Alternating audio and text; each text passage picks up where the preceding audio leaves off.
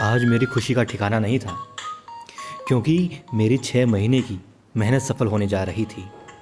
वो लड़की जो कभी घर से स्कूल और स्कूल से सिर्फ घर का रास्ता तय किया करती थी, आज मेरे साथ प्रेम जाल में फंसकर, मैं टॉफ़ी और चॉकलेट के जाल में फंस कर के मेरे साथ प्रेम विवाह करने के लिए शहर आ रही थी। गांव के लोग अपने अपने काम में व्यस्त थे, इसीलिए हमने गांव से थोड़ा दूर टैक्सी का बंदोबस्त किया। टैक्सी में बैठकर हम अपने ख्यालों को पर लगाते हुए और गांव को भुलाते हुए जा रहे थे। मेरे जहन में एक बात आ रही थी कि मैं अपने उन दोस्तों को जवाब दे सकता हूँ, शहर के उन दोस्तों को जवाब दे सकता हूँ जिन्होंने बड़े घर की लड़कियों से शादी की थी। क्योंकि मैं भी अपने ज़िले की टॉपर से शादी कर रहा था। 10वीं और 12वीं में बहुत अच्छे अंक आए थे उसके, और वो भी आज़ाद हवा में। एक पंछी जो पिंजरे में कैद हो और आज़ाद हवा मिल गई हो, इस तरह से वो भी अपने ख्यालों में उड़ रही थी। बेशक वो मन ही मन सुनहरे भविष्य की कामना कर रही हो, लेकिन मेरे अंदर डर था कि कहीं पकड़े ना जाएं। अचानक ड्राइवर ने भी गाड़ी रोक दी। मैंने कहा, भाई क्या हुआ? उसने कहा, बस 1 मिनट में आया साहब। वो एक गांव का बस स्टैंड था जहां उसने गाड़ी रोकी, और मेरे मन में डर था कि कोई देख ना ले। बेशक अनजान जगह थी, लेकिन फिर भी मन में डर था। और वो जहाँ गया, सड़क के दूसरी तरफ एक महिला बैठी थी। उसके पास में, उसकी गोद में एक छोटा बच्चा था, और 15-16 साल का एक लड़का, जो मेरे ख्याल से उसका था तो कोई जानकार ही। उसने 10 मिनट वहाँ लगा दिए। मैं परेशान हो रहा था। मैंने उसे बुलाया, कहा, भाई जल्दी आओ। उसने कहा, साहब बस अभी आया। उसने जेब से कुछ निकाला, उस लड़की के हाथ में थमाया, और उस लड़की और बच्चे के सर पर हाथ रख के वापस आ गया। मैंने कहा कि भाई कोई अपनी थी क्या जो इतना देर लगा दी?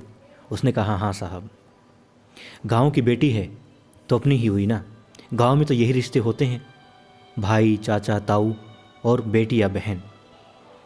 मैं मन ही मन को सोच रहा था। मैंने कहा, और तुमने उसके हाथ में क्या दिया? उसने कहा, हालचाल पूछना तो ज़रूरी था जब दिखाई दे गई, और आशीर्वाद स्वरूप पैसे तो हम दिया ही करते हैं।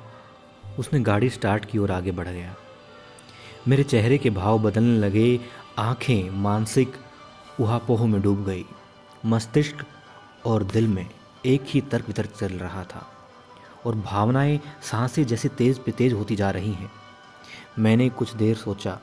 एक ही आवाज़ सुनाई दे रही थी कि तू गलत कर रहा है। तू भी तो इसी सामाजिक मर्यादा और संस्कृति में पला बड़ा है, और आज तू बगैर परिणाम सोचे अपने ही गांव की लड़की को फिल्मी स्टाइल में शहर भगा के ले जा रहा है। और लड़की भी रंगीन सपनों में। वो बहलाई फुसलाई गई थी, मगर तू तो समझदार है। मैं समझ चुका था कि गांव की बेटी बहन होती है या बेटी होती है। मैंने ड्राइवर से कहा कि गाड़ी को घुमा लो, जहाँ से लाए हो वहीं छोड़ाओ। उसने कहा, क्या हुआ? मैंने कहा, नहीं बस। लड़की ने एक बार मेरी तरफ देखा और फिर वो बाहर देखने लगी। मैं समझ चुका था कि ये भी समझ चुकी है कि हम गलत करने जा रहे थे। और आज मैं बात समझ चुका था कि वाकई में गांव की बेटी, ग्वांड की बेटी अपनी बहन होती है। और क्यों वो लोग हुआ करते थे जो लड़ जाया करते थे, भिड़ जाया करते थे किसी से भी, अपने गांव की बेटी, अपनी इज्जत के लिए। क्योंकि अपनी इज्जत गांव की इज्जत और गांव की इज्जत अपनी इज्जत होती है। हमें हमारी संस्कृति, संस्कार और मर्यादाओं की इज्जत भी करनी चाहिए और उनसे प्यार भी करना चाहिए।